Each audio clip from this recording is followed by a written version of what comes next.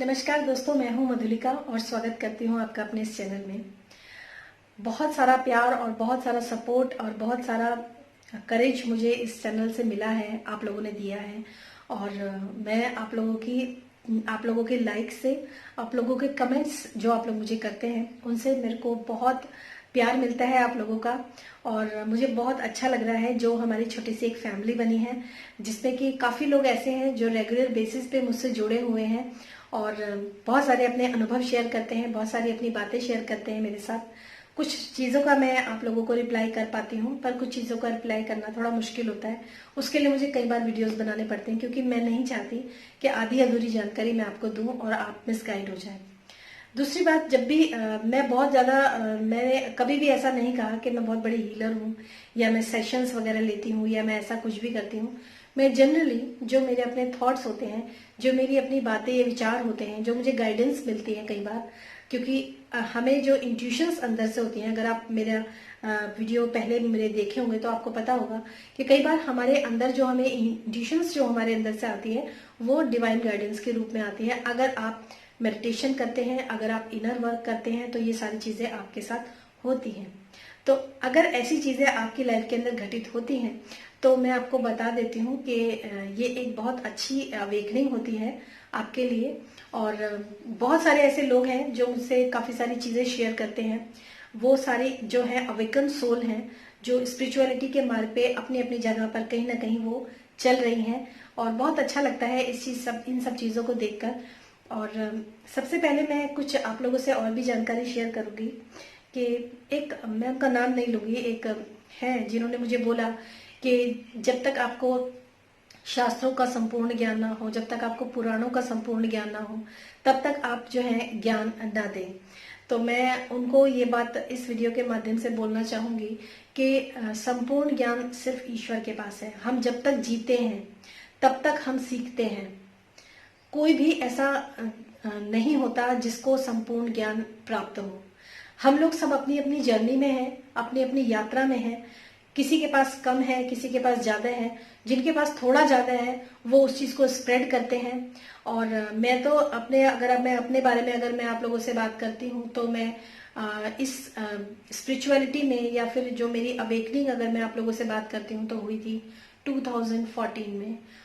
तब से अब तक मैं धीरे धीरे करके इस रास्ते पर चल रही हूँ। और अब जाकर फाइनली 2020 में मुझे ऐसा लगा कि मुझे आप लोगों के लिए ये वीडियोस बनाने चाहिए, क्योंकि ऐसे बहुत सारे लोग हैं। जैसे मेरा दूसरा चैनल है जो कि मधुलिका कश्यप के नाम से है, जिस पर मैंने थायराइड से रिलेटेड बहुत सारे वीडियोस आप लोगों को बनाकर दिए हैं। और अगर आप विश्वास करें या ना करें, खाली मैं उस चैनल पर तो नहीं बोलूंगी, लेकिन इस चैनल पर मैं जरूर आप लोगों से बोलूंगी कि ये एक ऊपर वाले की एक डिवाइन आशीर्वाद है, जो कि मैं उस चैनल पर बहुत सारी ऐसी चीजें आप लोगों के लिए लेकर आ पाई हूँ, जिसमें कि बहुत सारे लोगों को जो इंडिया में रहते हैं, जो पाकिस्तान में रहते हैं, बांग्लादेश में रहते हैं और नेपाल में रहते हैं, भूटान में रहते हैं, यहाँ सब जगह से मेरे पास मैसेजेस आते हैं। और यूके वगैरह से भी आते हैं, यूएस से भी आते हैं। खैर वो काफी एडवांस कंट्री है, इसलिए वहाँ की जो साइंस है वो भी काफी एडवांस है। और वहाँ के लोगों को, जो वहाँ पे फंक्शनल डॉक्टर्स वगैरह हैं, उन लोगों को काफी नॉलेज है। बट इंडिया के अंदर मैंने वीडियोस बनाए हैं, उसमें मैंने आप लोगों को यही बताने की कोशिश की कि जो थायराइड का प्रॉब्लम है वो सेकेंडरी प्रॉब्लम है, प्राइमरी प्रॉब्लम और जो उसका रूट कॉज होता है उसके ऊपर काम करो। और बहुत सारे वीडियोस बनाए और बहुत सारे लोगों को उससे फायदा भी हुआ। जबकि मुझे खुद नहीं पता था कि मैं उन वीडियोस को कैसे आप लोगों के साथ लेकर आई हूँ, क्योंकि मेरे को आदत है रिसर्च पढ़ने की, देखने की, सुनने की। तो मैं सब देखती रही, सुनती रही और बहुत सारे अच्छे वीडियोस जो है मैंने उस चैनल पर डाले। उसके बाद वहां पता चला कि लोगों की लाइफ के अंदर जो स्ट्रेस है वो काफी मेजर कॉज है बीमारियों का, और जो कि सबको मालूम है। तो उन लोगों ने वहां पे बात करी स्ट्रेस मैनेजमेंट के लिए, क्योंकि मैंने कई बार वीडियोस में बोला कि स्ट्रेस मेन कारण होता है बहुत सारी बीमारियों का। तो स्ट्रेस को कैसे कंट्रोल करें, कैसे हम इससे ओवरकम हो, तो मैंने इस चैनल पर स्ट्रेस से रिलेटेड वीडियोस बनाए, कुछ हेल्दी रेसिपीज से रिलेटेड वीडियोस बनाए। लेकिन फाइनली, क्योंकि जो हम अंदर से होते हैं, हम अपने आप को कितना भी रोक लें, हम फिर उस चीज को नहीं रोक पाते और बाहर निकल जाते हैं। तो इस वीडियो में इस चैनल पर भी जो मैंने अब लास्ट कई सारे वीडियोस जो मैंने बनाए हैं वो स्पिरिचुअलिटी से रिलेटेड बनाए हैं।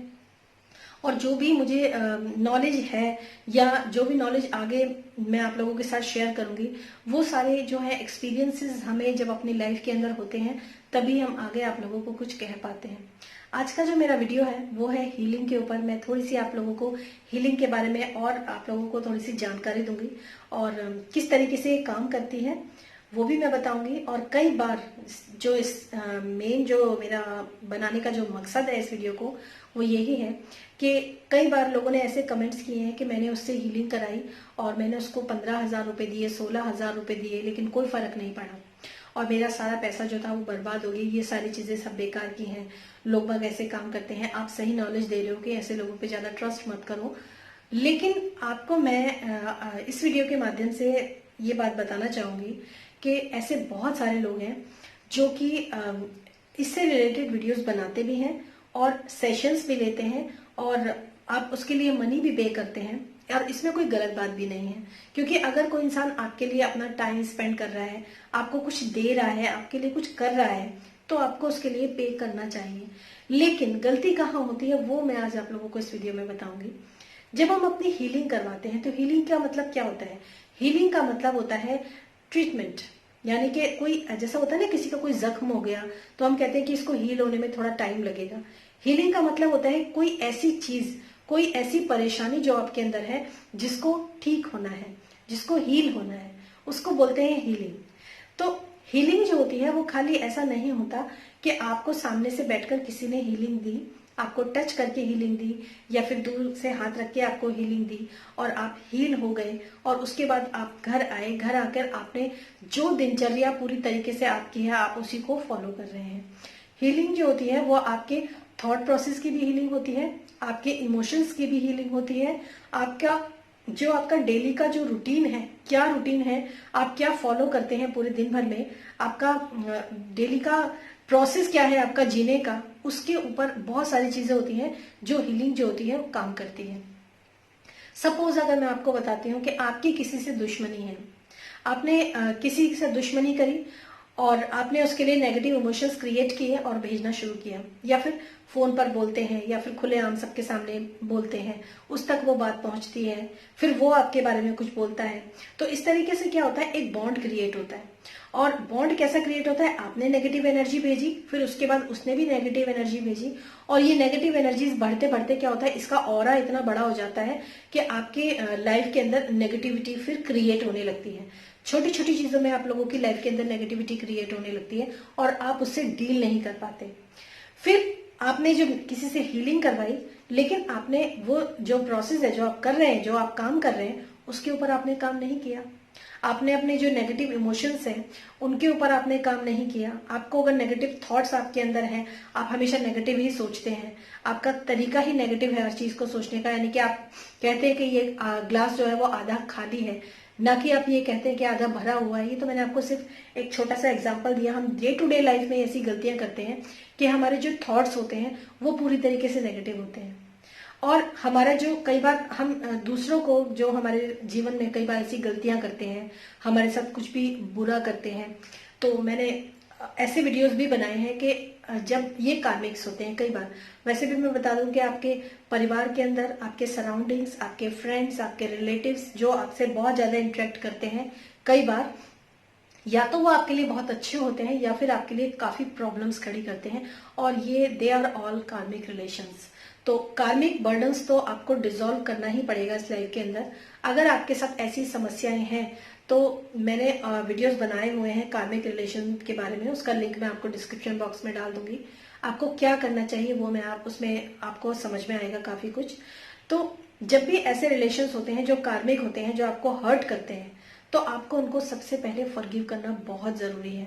आपको उनसे माफी मांगना भी बहुत जरूरी है और उनको माफ करना भी बहुत जरूरी है, ताकि ये जो नेगेटिव इमोशंस का जो इतना बड़ा ऑरा आपकी लाइफ के अंदर बना हुआ है, जो कि आपके जीवन के अंदर इतनी ज्यादा नेगेटिविटी खड़ी करता है, उससे आपको छुटकारा मिले। तो अगर आप अपने थॉट प्रोसेस पे, इमोशनल लेवल पर, आपने थॉट लेवल पर आपने काम करना शुरू करा, फॉरगिवनेस करनी। फॉरगिवनेस तो इतना ज्यादा जीवन में सबसे, अगर मैं किसी को चीज को महत्वपूर्ण मानती हूँ तो वो दो तीन चीजें हैं। सबसे पहले है इनर वर्क करना, अपने आप को बैलेंस करना, जिसने इनर वर्क किया और अपने आप को बैलेंस करना शुरू किया, उसके जीवन में आधी से ज्यादा समस्याएं, आती आती समस्याएं भी वापस लौट जाती हैं।